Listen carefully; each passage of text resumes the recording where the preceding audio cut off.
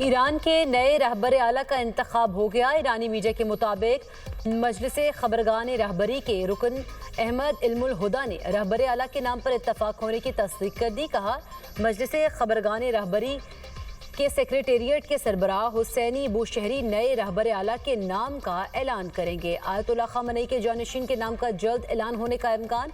शहीद Ayatollah Ali Khamenei के जानशीन के नाम पर इत्तफाक राय हो गया। रुकने ईरानी मजलिस खबरगान मीर बाकरी की भी तस्दीक। ईरानी आइन के तहत मुल्क के सुप्रीम लीडर का इंतखाब 88 रुकनी मजलिस खबरगान के इख्तियार में है।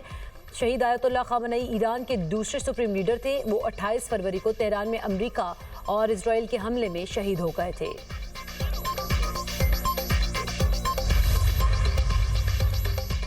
अमेरिका और इसराइल की ईरान पर शदीद बमबारी, तेल के जखीरे, निशानात। तेहरान में ऑयल डिपो पर बमबारी से आग भड़क उठी। तेहरान के करीब कायम रिफाइनरी पर भी हमलों से आग लग गई। नजफाबाद पर हमलों में 20 से ज़ायद अफराद शहीद, 50 जख्मी हो गए। इसराइली फौज ने दावा किया है कि इस्फहान एयरपोर्ट पर फजाई हमले में मुतअद्दिद F-14 लड़ाका तैयारे तबाह किए। इस्फहान और दीगर शहरों में शदीद बमबारी से 11 अफराद शहीद हो गए। ईरान पर अमेरिका और इसराइल के हमलों में शहदा की तादाद 1332 हो गई। इसराइली फौज के लेबनान में हिजबुल्लाह पर हमले, मुल्क के जनूबी इलाके में 3 मंजिला इमारत पर बमबारी, बच्चों समेत 19 अफराद शहीद, मुतअद्दिद जख्मी। बैरूत के होटल पर ड्रोन हमले में 4 अफराद शहीद हो गए।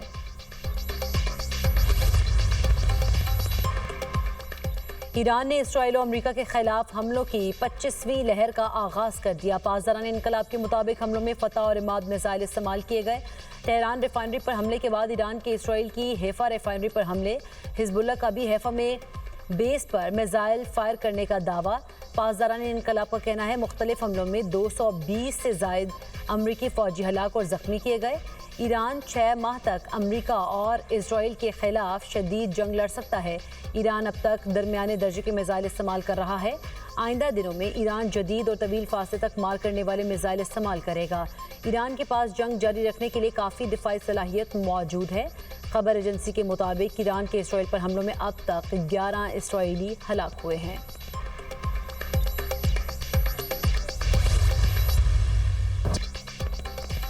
जंग के बाद शायद ईरान का नक्शा पहले जैसा ना हो, या तो उन्हें हथियार डालना होंगे या वो सब खत्म हो जाएंगे। अमेरिकी सदर ट्रंप कहते हैं ईरान में ऐसा सदर चाहते हैं जो मुल्क को जंग की तरफ ना ले जाए। अमेरिका ईरान के साथ किसी समझौते या सेटलमेंट की तलाश में नहीं।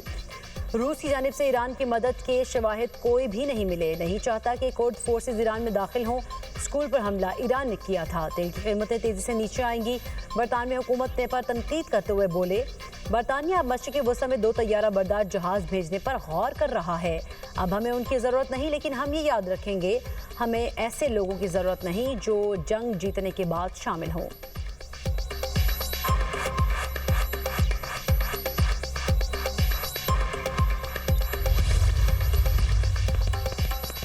किसी हमसाया मुल्क की सरजमीन ईरान के खिलाफ इस्तेमाल हुई तो मजबूरन जवाब देना पड़ेगा। हमसाया ममालिक पर जवाबी कार्रवाइयों का मतलब दुश्मनी नहीं बल्कि दिफाई रद्द-ए-अमल होगा। अमरीकी सदर मसूद पज़ेशिकियान का नया बयान। कहा, अमरीका और इसराइल खित्ते के ममालिक को एक दूसरे के खिलाफ भड़काने की कोशिश कर रहे हैं। ईरान बरादर हमसाया ममालिक के साथ अच्छे ताल्लुकात चाहता है। मुल्क के तमाम सियासी धड़े और अवाम दुश्मनी के खिलाफ मुत्तहिद हैं। ईरान किसी भी दबाव या हमले के सामने झुकने वाला नहीं। अपने खुद मुख्तारी और सरजमीन का हर कीमत पर दिफा करेंगे।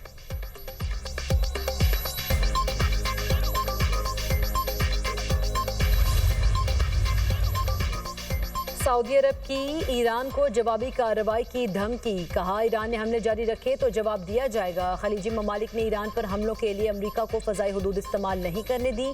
हमले जारी रहे तो सऊदी अरब अमेरिकी अफवाज को अड्डे नहीं देगा। और इसके साथ साथ वज़ारत दिफा का कहना था कि 8 ड्रोन्स को फ़ज़ाई हुदूद में दाखिल होने पर तबाह कर दिया गया है।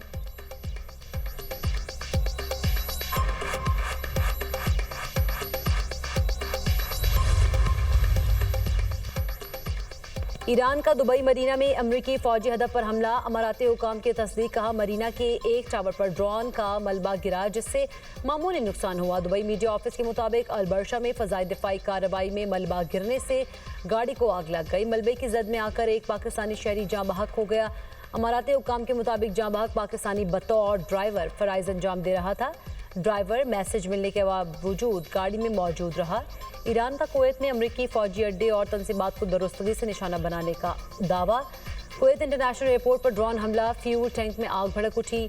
Public institution for social security की इमारत पर भी ड्रोन हमला। कुवैती हुकाम के मुताबिक फ़ज़ाई दिफाई निज़ाम ने 3 बैलिस्टिक मिसाइल्स को तबाह किया है।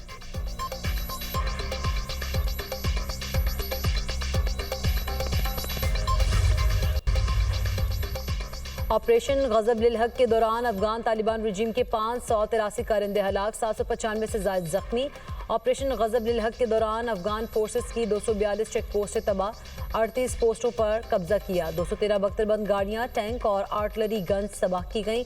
अफगानिस्तान भर में 64 मकामात को फ़ज़ाई कार्रवाई में मौसर तौर पर निशाना बनाया गया। वफाकी वज़ीर इत्तलात अता तारड़ ने ऑपरेशन गज़ब लिल हक की ताज़ा तरीन सूरत हाल के अदाद-ओ-शुमार जारी कर दिए।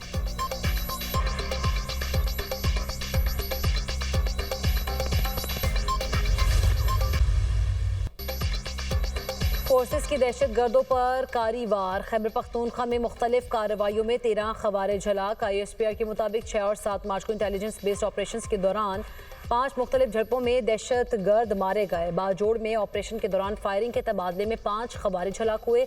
बन्नू और डेरा इस्माइल खान में कार्रवाइयों के दौरान 3 खवारिज मारे गए। खैबर और जनूबी वज़ीरिस्तान में सिक्योरिटी फोर्सेस ने मजीद 5 खवारिज को जन्म हासिल किया। दहशत गर्दों से असलहा और गोला बारूद बरामद।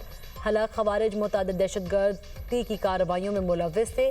सदर और वज़ीर आज़म का दहशत गर्दों के खिलाफ कामयाब ऑपरेशन पर फोर्सेस को खराज तहसीन। वज़ीर आज़म ने कहा, मुल्क से दहशत गर्दी के मुकम्मल खात्मे तक चैन से नहीं बैठेंगे। दहशत गर्दी के खिलाफ जंग में पूरी कौम अफवाज पाकिस्तान के साथ खड़ी है।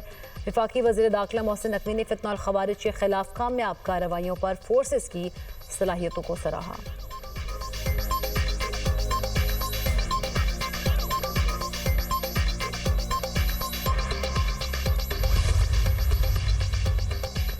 पाक फौज ने चमन सेक्टर पर फितना खवारिज की दरअंदाजी की कोशिश नाकाम बना दी। सिक्योरिटी ज़राए के मुताबिक एक खारिजी दहशत गर्द हलाक, दीगर फरार हो गए।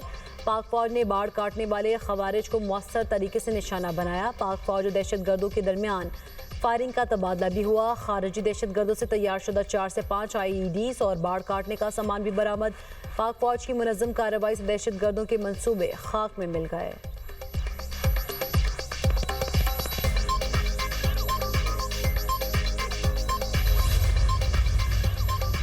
वफाकी वज़ीर ख़जाना मोहम्मद औरंगज़ेब और वज़ीर पेट्रोलियम अली परवेज़ मलिक की पंजाब और सिंध के वज़राए आला से मुलाकातें। ख़ित्ते में जंगी सूरत हाल के बायस पेट्रोलियम मसनूआत की सप्लाई, तलब और ज़ख़ायर का जायज़ा। पेट्रोलियम मसनूआत की तलब और रसद में तवाज़ुन के लिए बचत पॉलिसी पर इत्तफ़ाक़। मरीम नवाज़ का ज़रिए इस्तेमाल के लिए डीज़ल की फ़राहमी यकीनी बनाने की ज़रूरत पर जोर।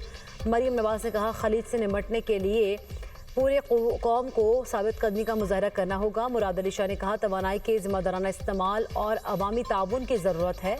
वज़ीर मोहम्मद औरंगज़ेब ने कहा, पाकिस्तान का माहाना तेल दरामदी बिल $600 मिलियन तक बढ़ सकता है। वफाकी वज़ीर अली परवेज़ मलिक ने कहा, ईंधन बचत इक़दामात ज़रूरी हैं ताकि ज़ख़ायर ज़्यादा देर तक चल सकें। IMF से पेट्रोलियम लेवी में रिलीफ की दरख्वास्त करेंगे।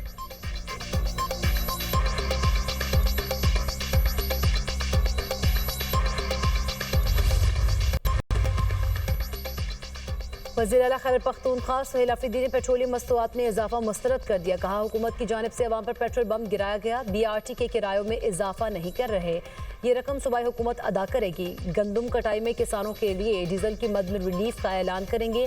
सूबाई वज़ीर ख़जाना मुज़म्मिल असलम ने कहा, हुकूमत ने जुलाई से जनवरी तक पेट्रोलियम लेवी की मद में 822 अरब रुपए कमाए। 30 जून तक वफाकी हुकूमत पेट्रोल लेवी की मद में 1700 अरब रुपए कमा लेगी।